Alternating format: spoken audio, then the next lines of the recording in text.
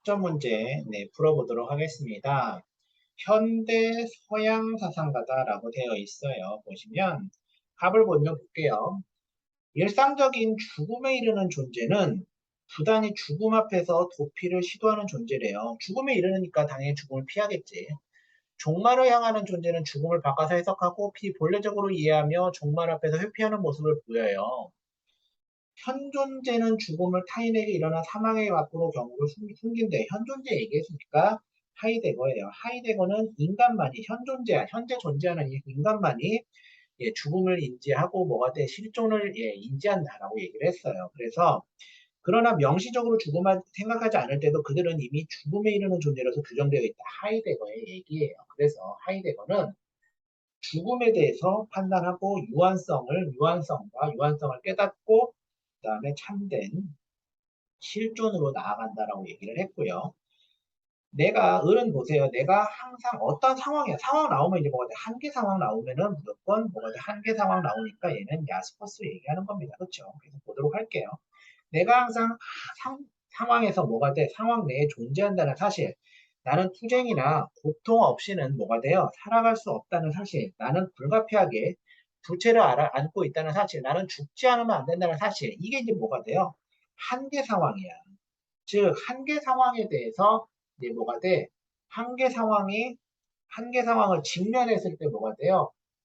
그 실존으로 뭐가 돼? 실존을 느낄 수 있다. 그래서 죽음에 대해서 아무것도 모르는 동물에게 한계 상황은 없다라고 얘기를 했고요. 죽음을 피하라고 애쓰는 것 이외에 아무것도 하지 않은 인간에게도 죽음은 한계 상황이 아니다라는 얘기죠. 즉, 현 존재 객관적인 사실로 죽음은 그것만으로 아직 한계 상황은 아니다라고 얘기를 했습니다. 그렇죠? 기억 보시면 모든 생명체가 아니라 인간이죠. 인간만이 된다고 했으니까 기억은 아니고요. 죽음을 뭐가 돼? 가능성은 인간이 겪게 되는 독자적이고 확실한 가능성이다라고 얘기를 했습니다. 을은 인간은 각자 상황을 변화시킬 수는 있지만 한계 상황 자체만은 변화시킬 수 없다라고 했어요. 그치? 그래서 갑과 을은 인간은 자신의 존재의 이해를 바탕으로 주체적인 삶을 살아야 된다. 이건 맞는 얘기네요. 답은 5번이다라고 문제를 풀어주시면 되는 패턴입니다. 계속 보도록 하겠습니다. 고대 서양 사상가네요. 그 다음에 현대 서양 사상가네요. 그쵸? 갑은 누구고 또 을은 누군지 한번 옳지 않은 거 찾아보면 되는 문제네요. 그쵸? 죽음이 우리에게 아무것도 아니래요. 고대 서양 사상에서 죽음이 아무것도 아니다? 그럼 절대주의는 아니에요. 그쵸? 왜냐하면 모든 좋고 나쁨은 감각에 달려있다. 이건 에피쿠로스학파네. 그쵸? 에피쿠로스학파. 죽음은 감각을 잃기 때문에 죽는 게 그냥 감각을 잃어버리기 때문에 죽음 두려워하지 말라라고 했어요. 그래서 가장 두려운 악인 죽음은 우리에게 아무것도 아니래요. 현명한 사람은 가장 긴 시간이 아니라 즐거운 시간, 즉 쾌락을 향유하려고 노력한다라고 했던 쾌락주의 에피쿠로스 아파입니다. 그렇죠? 을을 보시면요, 죽음은 현 존재 얘기하면 하이데거예요. 그렇죠?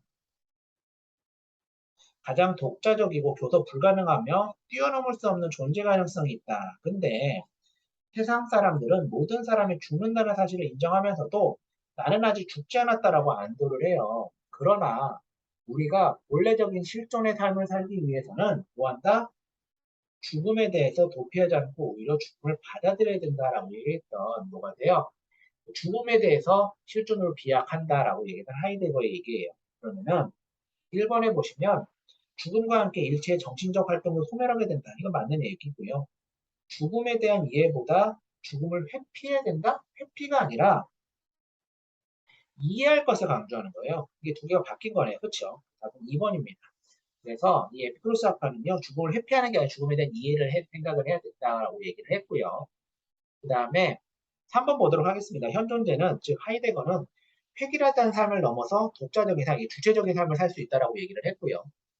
을을 보시면은요. 인간만이 자신의 죽음을 자각하고 죽음에 대한 불안을 극복할 수 있다고 얘기를 했습니다. 가을은 인간의 가능성으로서의 자기 죽음을 이해하고 현재에 충실한 삶을 살아야 된다는 얘기는 둘 다 똑같이 얘기를 하신 거 맞습니다. 그렇죠? 그 다음에 3, 4번이다라고 되어 있습니다. 가불은 현대 서양 사상가들이다라고 얘기를 했습니다. 물음에 답하시오라고 얘기를 했어요. 신이 없다면 모든 것이 허용이 된대요. 그 결과 인간은 홀로 남겨지네 실존한다는 얘기죠. 이건 샤르트르에 대한 얘기예요. 무신론에 대한 얘기예요. 먼저 인간은 우연히 내던져진 존재다. 인간은 자기 안이나 밖에서 그가 매달릴 만한 어떠한 가능성을 찾기 어렵기 때문에 여기네요. 실존의 본질에 앞선다면 인간은 응고된 채 뭐가 돼? 어떤 모성에 설명될 수 없대. 즉 인간은 자유고 그 자유 자체다라고 얘기했던 무신론의 샤르트르 맞습니다. 그렇죠? 그 다음에 단지 단독의 인간만이 신 앞에서 있다. 신 앞에서 단독자. 키르케고르죠. 단독자는 인간 전체라는 개념 속에 있는 것이 아니라 개별적인 인간의 개념 아래 뭐가 돼 하나의 구성원으로 있다라고 얘기를 한 거예요. 즉 인간은 각각의 죄인으로 신과는 구별돼요. 이제 좀 굉장히 우리가 넘어서 쓰는 신과는 구별되지만 즉 죄는 뭐냐면 인간이 신 앞에서 절망하는 거야. 그래서 신에 대해서 회의하면서 자기 자신이 되지 않는 신을 부정하는 거 이런 걸 얘기하는 거는 뭐가 돼? 키르케고르는 원래 참된 단계가 종교적인 실존 단계라고 얘기를 했죠. 그러면요. 갑, 을의 입장을 다음 그림으로 판단하고자 탐구하고자 할 때 A씨에 들어갈 적절한 질문만을 거기에서 있는 대로 고르면은 이다라고 얘기를 했는데요. 사상가 갑을의 입장을 탐구한다라고 되어 있죠. 얘는 샤르트르고요. 샤르트는 무신론이고 키르케고르는 굉장히 신에 대한 얘기를 잘 많이 하죠. 키르케고르는 신 앞에서 단독자를 얘기했어요. 신, 그쵸?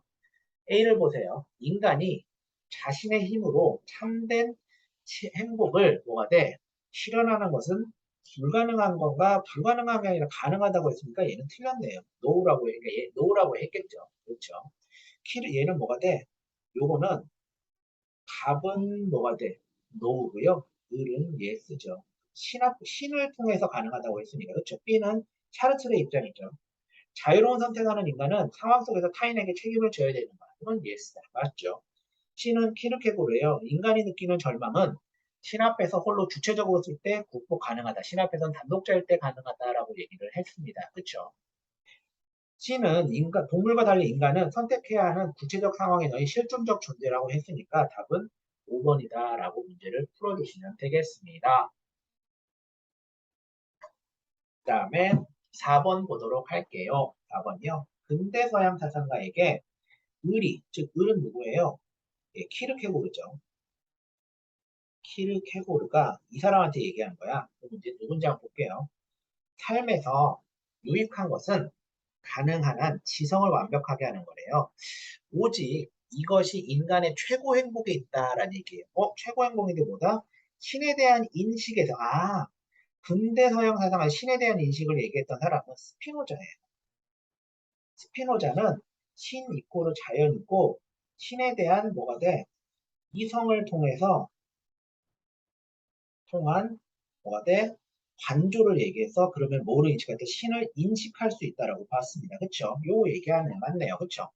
그래서 그런데 지성을 완전하게 하는 것은 그래서 뭐가 돼? 이게 이제 필연적으로 얘기를 한 거야. 신과 신의 본성의 필연성에서 나온 완성을 인식하는 것이다라고 얘기를 한 거예요. 그쵸?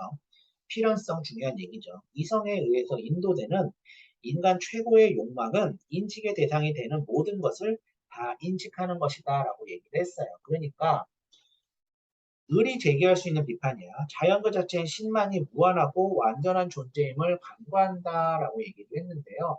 이건 이제 스피노자가 한 얘기니까 아니죠. 실존 상황에서 진리는 객관적이고 합리적이다.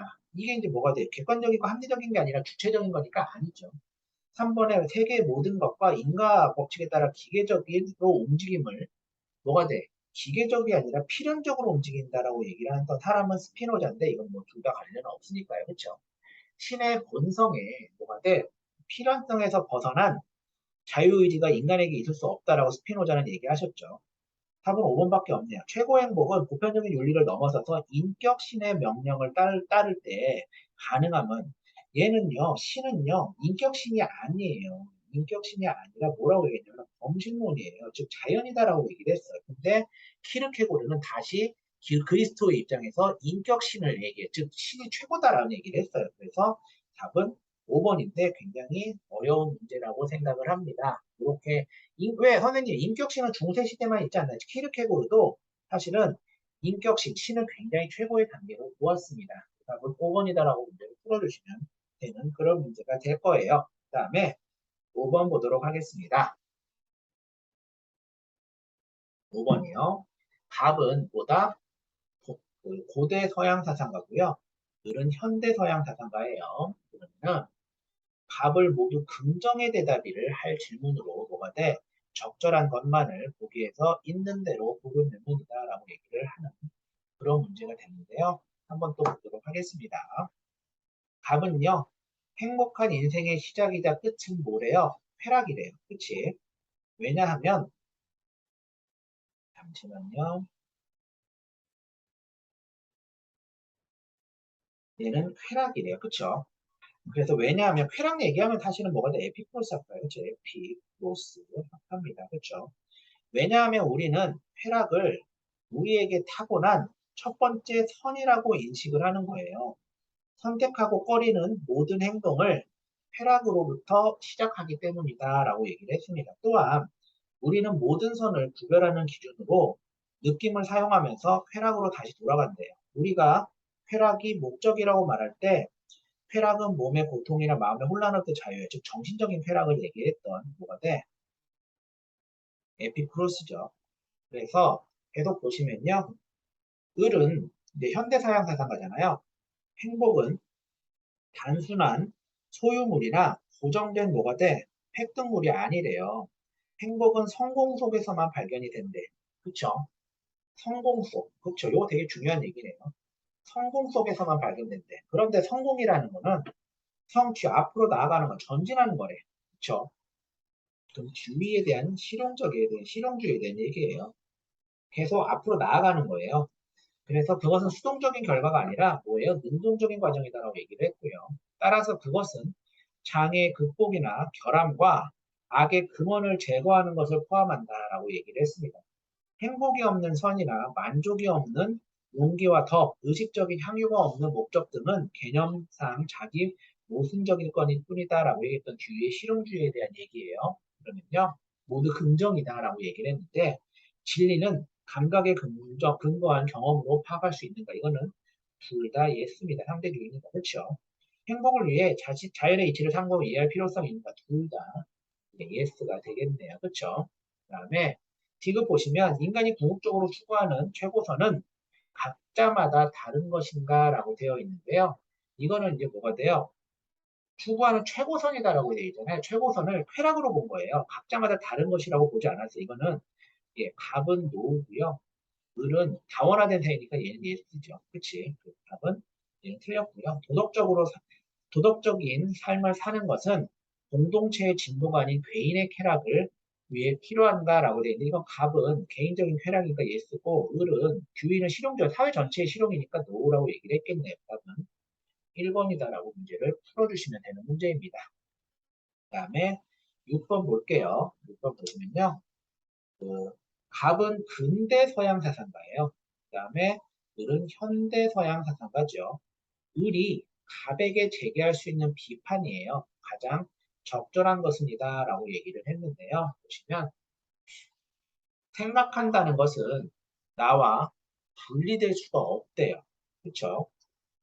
만일 내가 생각하기를 멈춘다면 내가 존재하는 것도 멈출 거래요. 그렇죠? 생각한다는 것은 나와 분리될 수 없고 생각하기를 멈춘다면 내가 존재하는 것도 멈춘대.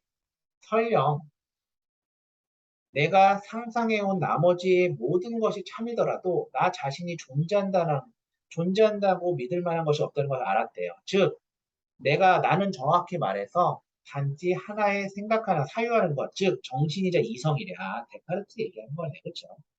데카르트의 합리론. 이게 뭐야? 내가 그냥 생각하는 것 자체는 변함이 없다는 얘기죠. 그래서 나는 존재하기 위해 어떤 장소도 필요 없는 거고 어떤 물질적인 것도 의존하지 않는다는 걸 알았다. 이건 합리론에 대한 얘기고요. 을은 절대자의 존재가 참이라면 개인은 불안에서 벗어나 안심할 수 있대요. 이것이 절대자가 실용주의적으로 해석될 때 실용주의 맞네 실용주의자고요. 캐시밸류로 갖는다. 제임스의 얘기네요. 그렇죠? 만약 참인 관념에 삶을 위한 선이 없다면 또는 참인 관념에 지식이 전혀 도움이 되지 않고 거짓인 관념만이 유용하다면 진리는 신성하며 소중하며 진리의 추구가 의무라는 현재의 관념은 결코 성장하거나 교의가 될 수 없다라고 얘기했던 제임스의 얘기예요. 그러면은 제임스가 가백에 어차피 얘는 실용주의가 상대주의잖아요. 얘는 절대주의입니다. 그렇죠? 확고 부동한 명제를 바탕으로 이거는 사실은 데카르트 얘기인데 데카르트 얘기할 필요가 없죠. 그다음에 시대와 상황을 초월해서 고정적이고 이것도 데카르트 얘기, 절대주의 얘기죠. 인간은 본성의 이성을 통해 영혼 분별, 이것도 데카르트 얘기고요. 도덕적으로 참인 행위와 거짓인 행위의 판단 기준은 경험에서도 이거는 당연히 제임스가 데카르트에게 비판할 얘기 맞습니다. 4번이네요. 그렇죠? 유용성의 산출 여부와 관계없이 사유에 대한 지식이 절대적인 의미를 지닌다. 이것도 데카르트에 대한 얘기예요. 이렇게 문제를 풀어주시면 되고요. 그 다음에 7번 문제를 보도록 하겠습니다. 7, 8번은 같이 박스에 묶여져 있는 문제네요. 답은 서양 사상가, 근대 서양 사상가고 을은 현대 서양 사상가다라고 얘기를 했어요.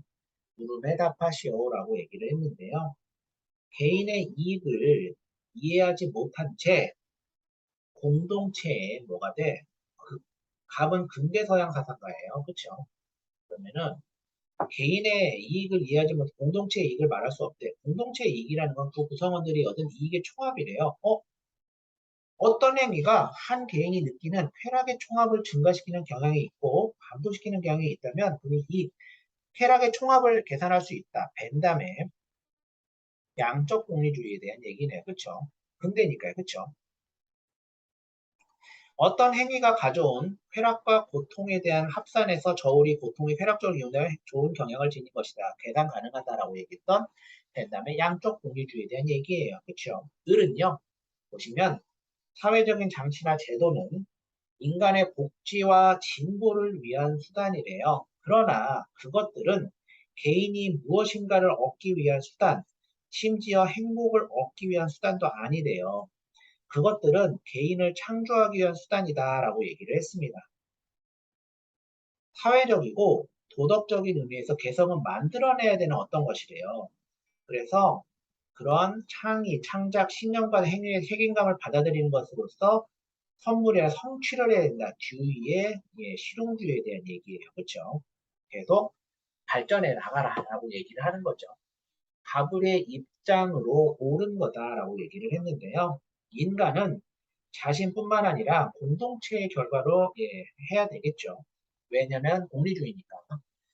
인간의 필요와 행위의 다양성을 초월하고 고정되고 단일한 목적으로 상대주의 대전형적인 특징이다. 맞죠? 지식은 그 자체의 목적이 아니라 수단으로 추구될 수 있다라고 얘기했던 상대주의 특징 맞고요. 을도요. 갑을 도덕적으로 가치 있는 행위와 사회적으로 유용한 행위는 상호 관련성이 없는 게 있다라는 얘기예요. 그 답은 4번이다라고 문제를 풀어주시면 되고요. 마지막 8번 보도록 하겠습니다. 다음을 주장한 고대 서양 사상가에게 다른 말로 누구예요? 듀이가 비판하는 거예요. 그러면은 행복론 얘기했잖아요. 행복 나오면은 아리스토텔레스예요. 그렇죠? 고대에서니까. 행복은 가장 바람직하고 여러 선 중 최고의 선이다라고 얘기했던 아리스토텔레스 얘기죠. 따라서 행복은 궁극적이고 자족적이며 모든 행동의 목적이다라고 얘기를 할 수 있어요. 무엇이 행복인지를 알려면 인간의 기능인도 생각해 보아야 되는데요. 즉, 인간의 특별한 기능은 영혼의 이성적인 활동 능력이래요. 즉, 인간의 기능을 훌륭하게 수행하는 것은 바로 이성적인 활동을 잘 수행하는 것이래요. 어떠한 활동이 잘 수행되는 것은 그것에 알맞은 덕을 가지고 수행될 때다라고 얘기를 했습니다. 그래서 행복이라는 것은 덕에 따르는 영혼의 활동이다라고 해요. 덕론 나오니까 아리스토텔레스예요. 1번 보시면요. 행복은 인간이 추구해야 할 목적이 될 수가 없으면이라고 얘기했는데 행복은 듀이도 마찬가지로 행복을 추구해야 된다고 했고 아리스토텔레스도 추구해야 된다고 했으니까 얘는 아니네요. 그렇죠? 인간의 고유한 본성인 이성을 통해서 발견한 것이 진리임을 이성을 통해서 발견해서 진리로 보았어요. 그치? 그래서 이거는 아리스토텔레스 얘기니까 아니겠네요. 그쵸? 3번에 보시면 인간은 사회를 벗어나서 최고선을 실현할 수가 없다. 사회를 벗어나면 안 되지. 국가가 필요하다라고 얘기를 했고 주의마저도 뭐가 돼? 그 사회 자체를 벗어날 수는 없다라고 했으니까 둘 다 아니네요. 그렇죠? 4번에 참된 지식은 환경에 적응하기 위한 도구가 될 때 형성되는 것. 이게 이제 주의가 아리스토텔레스, 즉 얘는 상대주의고요. 얘는 절대주의니까 이렇게 생각을 하면 되겠네요. 그렇죠?